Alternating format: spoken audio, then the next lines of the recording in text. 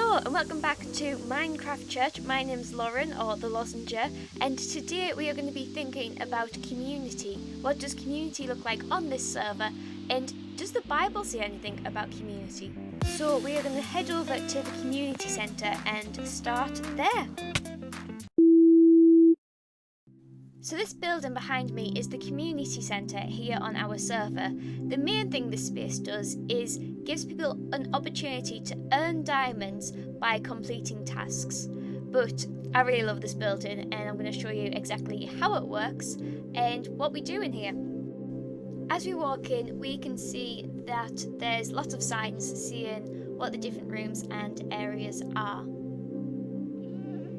This one here is the information room and the community areas board. So if you go in here, the first thing that we find is a book that explains exactly how to use the community centre, and people can ask me if they have questions.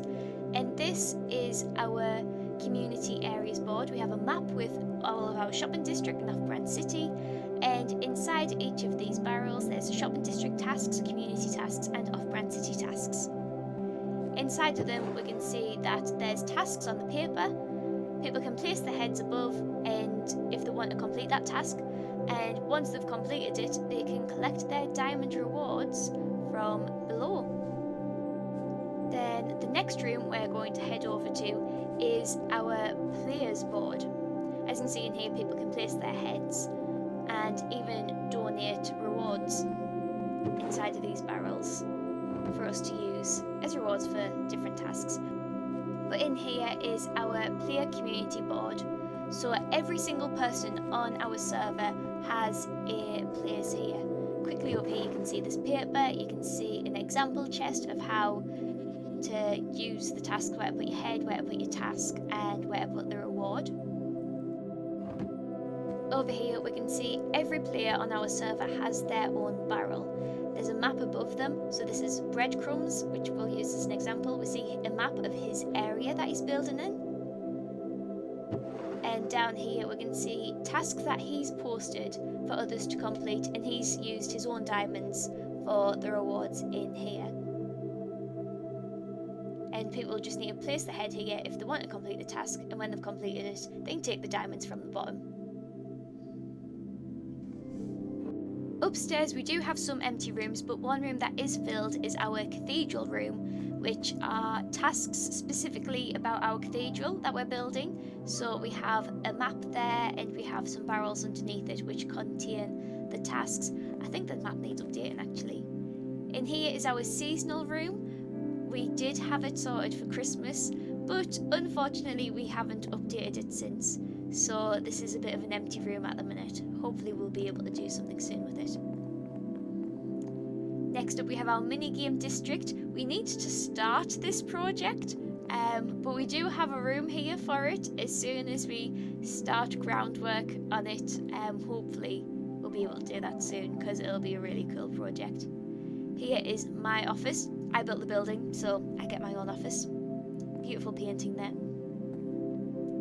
And lastly we have the meeting room. This is our final upstairs room, and there's a chair here for everyone on our server. So when we do community days, it means that we can all sit round together for the start of the day to find out what the plan of action is. The last part of the community centre is the basement. There's not that much down here. There's a skeleton farm entrance and there's a lot of empty rooms. We need suggestions. Please put suggestions in comments for what to do with these rooms. People can rent or buy the rooms down here too if they have something they want to do with it. This one is one that is bought already. I try not to ask too many questions about what's going on there. The last important thing to note is our shopping district and off-brand city. In the centre we have the Tree of Memory, which contains the heads of all of the players who are on this server. I love this, it's just a great visualisation of how many of us are in this community that we're all building together. Next up we have our chapel, or our church, which sits proudly in the middle of everything, where we quite often start Minecraft Church from there.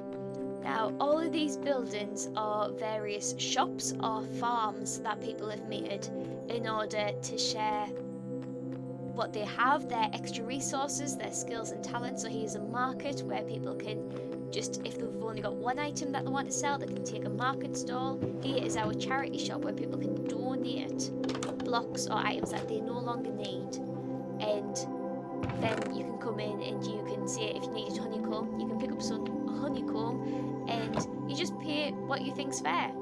So it's all self-determined, and I think it's absolutely brilliant. Here is an example of one of our farms we have on the server. So this is our iron farm, and this is free for anyone to come and get iron. And that's what I love about these shops and farms. They're very much here for people to just share with what they've got. This is an example of one of our shops on the server. So this shop sells rockets, but as you can see, you can get a free stack of rockets every day. This server is very much all about sharing the resources that we have, which I absolutely love. Here's our super smelter that everybody can use. And here is our building, which is our construction information building. So this is to help people set up their shops, help them find resources and design their interiors. We have villagers here for people to trade with. And yeah, I absolutely love this idea. There are some empty buildings, so people can take over a building and fill it with whatever shop or farm that they think is going to help our server. So at Off-Brand Culture, our tagline is purposely living differently, and that's what we try to do on this server. We try and make it a place where we share what we have, and I'd love to take a minute just to compare what we do here to what the community of the first Christians looked like. And I'm going to be reading from the Bible in the book of Acts chapter 2, and I'm reading from verse 42. It says, "They devoted themselves to the apostles' teachings, to fellowship, and to the breaking of bread, and to prayer." So they listened to their teachers, the people who followed Jesus, who walked around and lived with him. They were their teachers. Fellowship just means hanging out like family. Breaking of bread means eating bread together, eating food together, and praying. Everyone was filled with awe at the many wonders and signs performed by the apostles. All the believers were together and had everything in common. They sold their property and possessions to give to anyone who had need. Every day they continued to meet together in the temple courts. They broke bread in their homes and ate with glad and sincere hearts, praising God and enjoying the favour of all the people. And the Lord added to their number daily. That is what the Bible describes as the ideal community.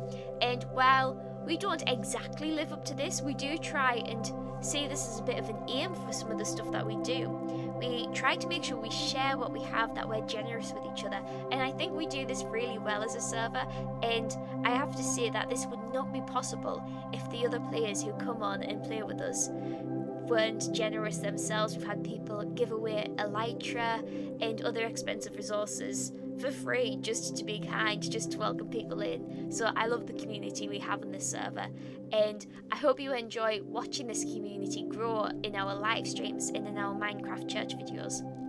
So thank you so much for joining me today for Minecraft Church, and I shall see you in the next one. Bye!